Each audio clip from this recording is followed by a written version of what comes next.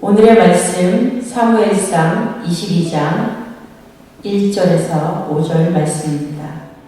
그러므로 다윗이 그곳을 떠나 아둘람 굴로 도망하매 그의 형제와 아버지의 온 집이 듣고 그리로 내려가서 그에게 이르렀고, 환난당한 모든 자와 빚진 모든 자와 마음이 원통한 자가 다 그에게로 모였고, 그는 그들의 우두머리가 되었는데 그와 함께 한 자가 400명 가량이었더라.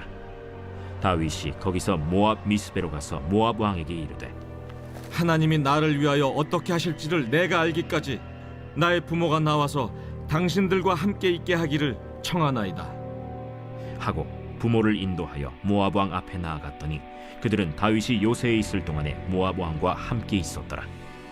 선지자 갓이 다윗에게 이르되, 너는 이 요새에 있지 말고 떠나 유다 땅으로 들어가라. 다윗이 떠나 헤렛 수풀에 이르니라. 다윗은 자신의 생명을 노리는 사울을 피해서 블레셋 성 가드로 도망하였지만, 다윗을 반기지 않는 블레셋 성 가드 앞에서 미친 자인 것처럼 연기를 하며 위기 가운데 가까스로 가드에서 도망하여 이스라엘로 도망옵니다.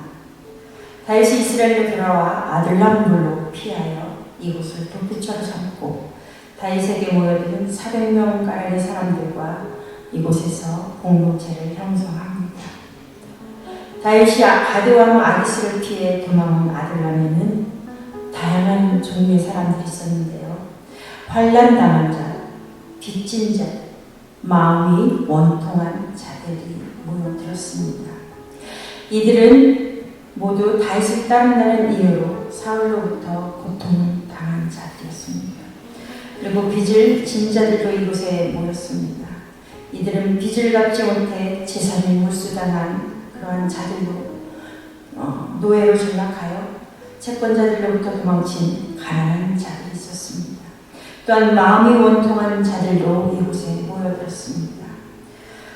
다윗에게 모여든 사람들은 이처럼 육체적으로 그리고 어려움을 당하고 물질적으로 어려움을 당하며 마음의 고통을 가진 자들이었습니다. 이들은 모두 이스라엘 왕인 사울에 의해 고통을 당하고 있던 백성들이었습니다. 다윗은 이 한 많고 상처투성이의 사람들과 함께 생활하면서 그들의 지휘관이 되어 그들을 이끌었습니다. 이로 인해 다윗은 이 도망하는 상황 가운데서도 이스라엘의 왕으로서 자리를 서서히 갖춰 가게 됩니다. 다윗은 자신이 왕이 되기 위해서 직접 사람들을 모으거나 반역을 일으켜 사람들을 모집하지 않았습니다. 그들은 모두 하나님께서 다윗에게 붙여주신 자들이었습니다. 한편 다윗이 사울을 피해 도망하는 상황 가운데서 그들의 가족들까지 함께 돌보았습니다. 만약 다윗과 함께하지 않고 그 가족들이 베들레헴에 남아 있었다면 사울은 그들을 단지 다윗의 부모와 가족이라는 명목으로 죽일 수도 있었을 것이었습니다.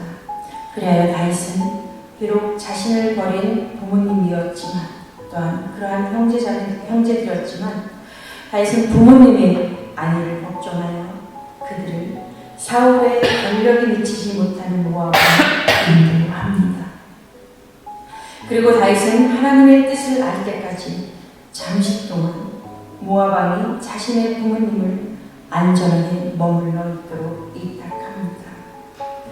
다윗은 이처럼 400명의 사람들과 모압 땅에 머물면서 하나님이 자신을 위하여 무엇을 하실지 하나님의 뜻을 알기까지 자신의 부모님을 모압 왕에게 의탁하자 모압 왕은 그러한 다윗의 부탁을 받아들입니다. 다윗은 사실 자신의 증조 할머니가 이 모압 여인 룻이었기 때문에 친족이라는 분명한 명분이 있었고, 이러한 유대 관계로 인해 모압 왕이 다윗 자신의 부모님을 안전하게 보호해 줄 것이라 여겼습니다.